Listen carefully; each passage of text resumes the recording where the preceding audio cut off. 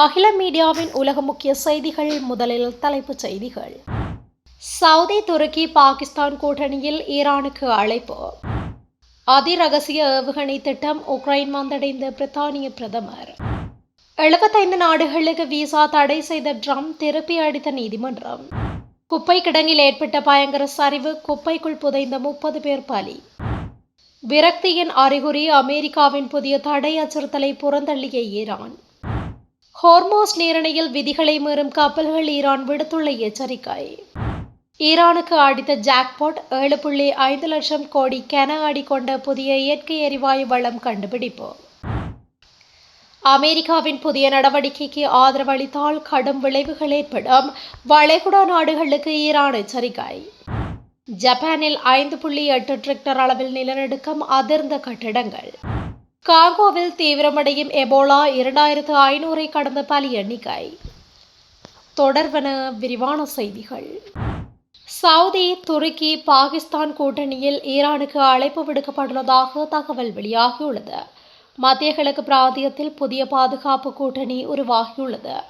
Saudi Arabia, துருக்கி மற்றும் பாகிஸ்தான் இணைந்து Mecca பாதுகாப்பு உடன்படிக்கை எனப்படும் ஒப்பந்தத்தை ஆகஸ்ட் 7ஆம் தேதி கையெழுத்திட்டன. இந்த ஒப்பந்தத்தின் கீழ் 3 நாடுகளில் எதனையும் தாக்கினால் அது மற்ற நாடுகளையும் தாக்கியதாக கருதப்படும்.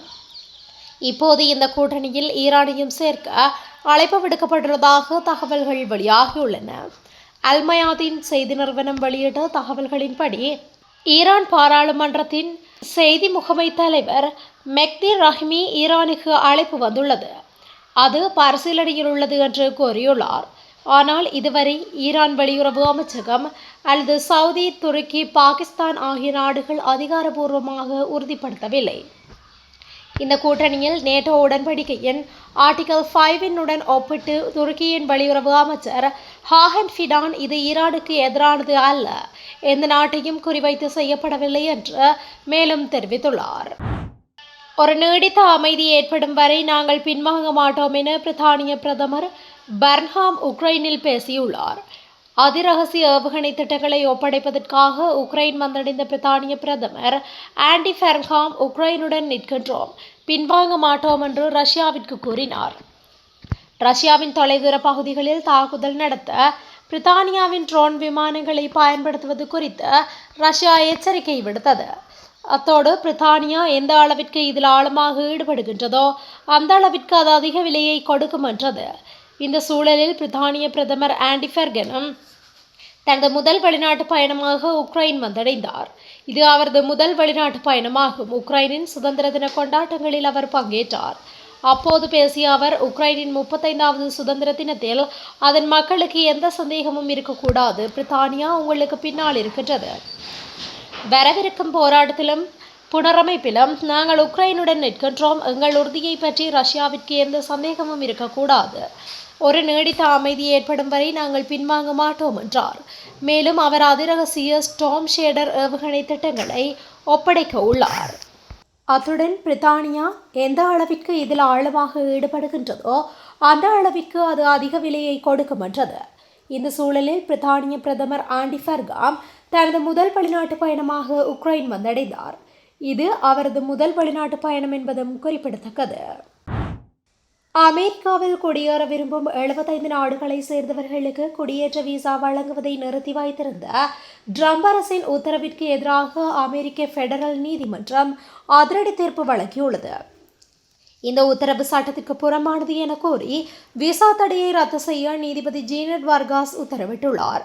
இந்த தீர்ப்பு அதிபர் டொனால்ட் ட்ரம்பின் கடுமையான குடியேற்ற கொள்கைக்கு பின்னடைவாக பார்க்கப்படுகின்றது.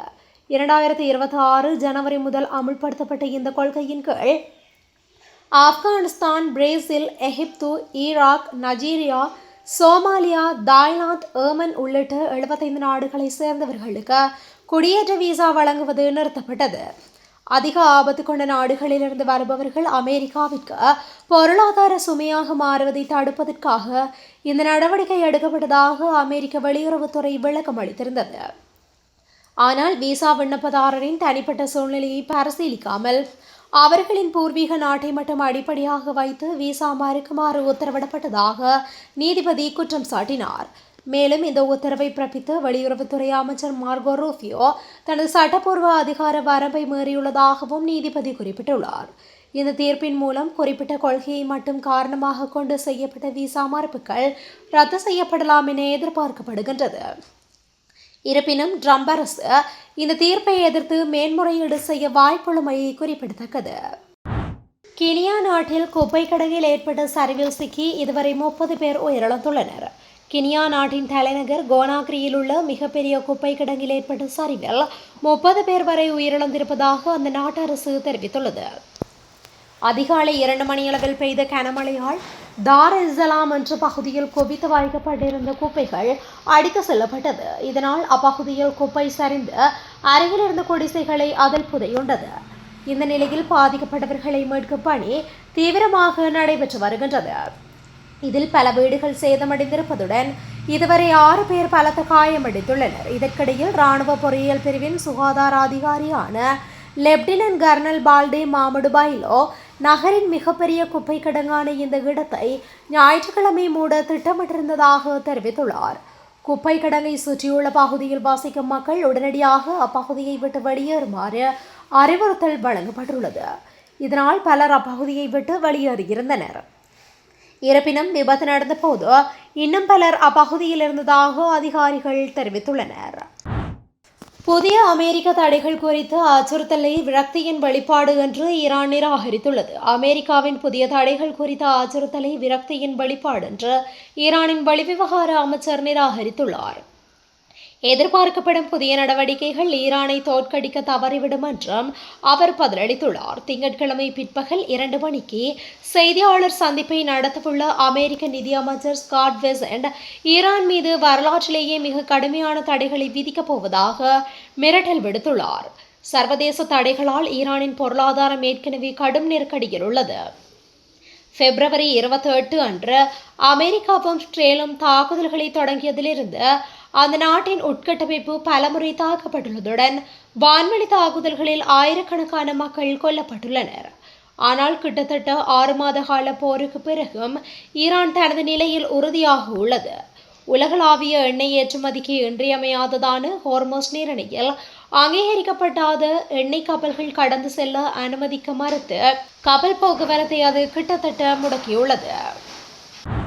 ஹோர்மோஸ் நீரிணையை கடப்பதற்கான விதிகளை மீறும் கப்பல்கள் எதிர்காலத்தில் பயண கட்டுப்பாடுகளை எதிர்கொள்ள நேரிடும் என ஈரான் எச்சரித்துள்ளது. இதற்கு ஈரானின் பெர்சியன் வளைகுடா நீரிணை அதிகார சபை இந்த எச்சரிக்கையை விடுத்துள்ளது. இதன்படி ஈரான் விதித்துள்ள வழிமுறை கட்டுப்பாடுகளை மீறும் கப்பல்களுக்கு அபராதம் விதிக்கப்படலாம் அல்லது அவை பறிமுதல் மற்றும் சிறைப்பிடிக்கப்படலாம் என எக்ஸ் தளத்தில் PGSA செய்தி வெளியிட்டுள்ளது என அறிக்கையில் குறிப்பிடப்பட்டுள்ளது. மேலும் இத்தகைய தடை செய்யப்பட்ட கப்பல்களுக்கு ஒத்துழைப்பு வழங்கும் ஏனைய கப்பல்களும் விதிமீறல் பட்டியலில் சேர்க்கப்படும் என எச்சரிக்கப்பட்டுள்ளது. கப்பல் நிறுவனங்கள் மற்றும் சரக்கு உரிமையாளர்கள் தங்களது பெயர்களை இந்த பட்டியலில் இருந்து நீக்க வேண்டுமாயின் உரிய ஆவணங்களுடன் கோரிக்கை விடுக்க வேண்டும் என்றும் சிரமங்களை தவிர்க்க தமது இணையதளத்தில் உள்ள பட்டியலை சரிபார்த்து இதுபோன்ற கப்பல்களை பயன்படுத்துவதை தவிர்க்குமாறும் கேட்டுக் கொள்ளப்படுகின்றனர். ஈரானில் 7.5 லட்சம் கோடி கன அடி கொண்ட புதிய இயற்கை எரிவாயு வளம் கண்டுபிடிக்கப்பட்டுள்ளது. அமெரிக்கா மற்றும் இஸ்ரேல் போரால் கடுமையாக பாதிக்கப்பட்டுள்ள ஈரான் அதிலிருந்து மீள்வதற்கான முயற்சியில் ஈடுபட்டு வருகின்றது.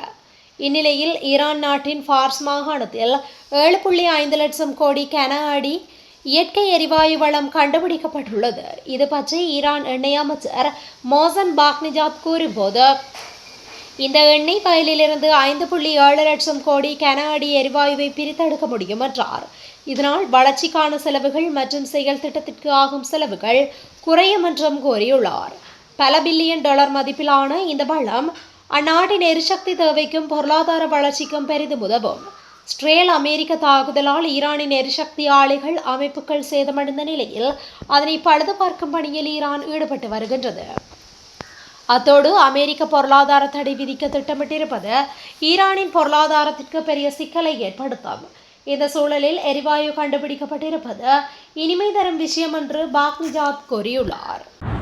ஈரானுக்கு எதிராக கடுமையான பொருளாதார ரீதியிலான நடவடிக்கை எடுக்கப் போவதாக அறிவித்துள்ள அமெரிக்க வளைகுடா நாடுகள் ஆதரவளித்தால் பெரும் விளைவுகளை சந்திக்க வேண்டியிருக்கும் என அந்த நாட்டின் தேசிய பாதுகாப்பு கவுன்சிலின் புதிய தலைவர் மொக்சின் ரேசாய் எச்சரித்துள்ளார்.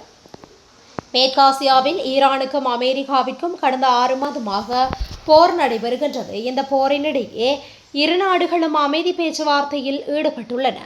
இதில் எந்த முன்னேற்றமும் ஏற்படாத நிலையில் ஈரானுக்கு எதிராக கடுமையான பொருளாதார ரீதியிலான நடவடிக்கை எடுக்கப்படும் என அமெரிக்க அதிபர் டிரம்ப் அண்மையில் சுட்டிக்காட்டியுள்ளார்.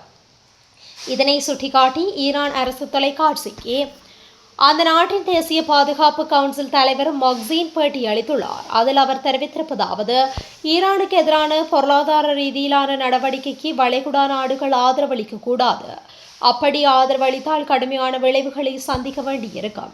இதுவரை ஹோர்மோஸ் நீரிணையில் சென்ற கப்பல்களே தாக்குதலுக்கு ஆளாகின. ஆனால் இனி பாரசீக வளைகுடாவில் உள்ள மற்ற கடல் பகுதியில் செல்லும் கப்பல்களையும் ஈரான் தாக்கும். வளைகுடா நாடுகளை ஈரான் தனது எதிரியாக கருதும். அதன் பிறகு அந்த நாடுகளின் முக்கிய இடங்களை குறிவைத்து தாக்குவோம் என்றார். ஈரான் அரசு தொலைக்காட்சியில் அந்த நாட்டு அதிபர் மசூத் பெசெக்சியன் பேசுகையில், தற்போது போரும் இல்லை, அமைதியும் இல்லை என்ற சூழல் நிலவுகின்றது. இதில் இருந்து ஈரான் வெளிவர வேண்டிய அவசியம் உள்ளது. அமெரிக்காவுடன் செய்து கொள்ளப்பட்ட அமைதி ஒப்பந்தம் இந்த சூழலிலிருந்து ஈரான் வெளியே வர சிறந்த வழியாக இருக்கும் என்றார்.